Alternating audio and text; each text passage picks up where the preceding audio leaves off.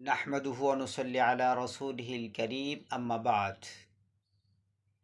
আমি আজকে আপনাদের সম্মুখে আলোচনা করব মালিকে নিসাব কাকে বলে, কি পরিমাণ সম্পদ হলে কোরবানি দেওয়া ওয়াজিব হয়ে যায়। ঈদের দিনে যদি কারো 52 তোলা রূপোর সমপরিমাণ টাকা বা এই ধরনের কোনো সম্পদ তার প্রয়োজনীয় আসবাবপত্র বাদ দিয়ে অতিরিক্ত থাকে, তার উপরেই কোরবানি দেওয়া করা ওয়াজিব।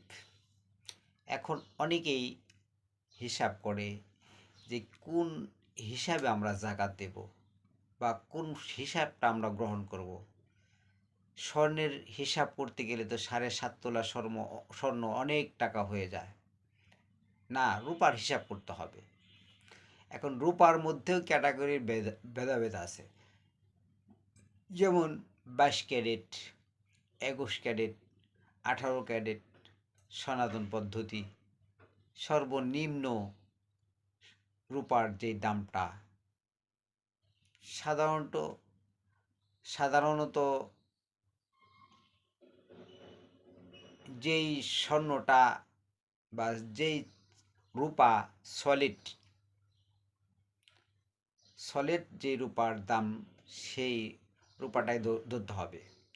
কোনো গহেনা না, গহেনা তৈরি করতে গেলে তার সঙ্গে আরও কিছু মজুরি অ্যাড করতে হয়, সেটা না।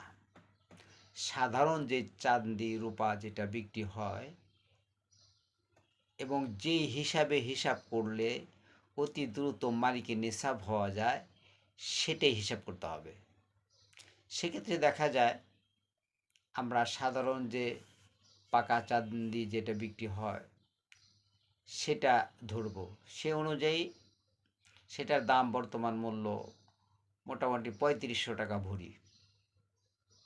3500 টাকা ভরি হলে 52.5 তোলা রূপার সমপরিমাণ টাকা হলো 1,82,000 সামথিং। যে 1,82,000 টাকা বা এই পরিমাণ কোনো সম্পদ যদি কারো কাছে থাকে, তাহলে তার উপরেই কোরবানি দেওয়া ওয়াজিব হবে। তাই আমরা সকলেই খেয়াল করে দেখব যে আমাদের এই পরিমাণ টাকা আছে কিনা। প্রয়োজনীয় আসবাবপত্র বলতে নিজের বাড়ির সামানাপত্র, যা নিজের ব্যবহারিক, এটাকেই বোঝায়। এর মধ্যে যদি বিলাসিতার কোনো কিছু থাকে, সেটাও ধরতে হবে। আল্লাহ পাক আমাদের সবাই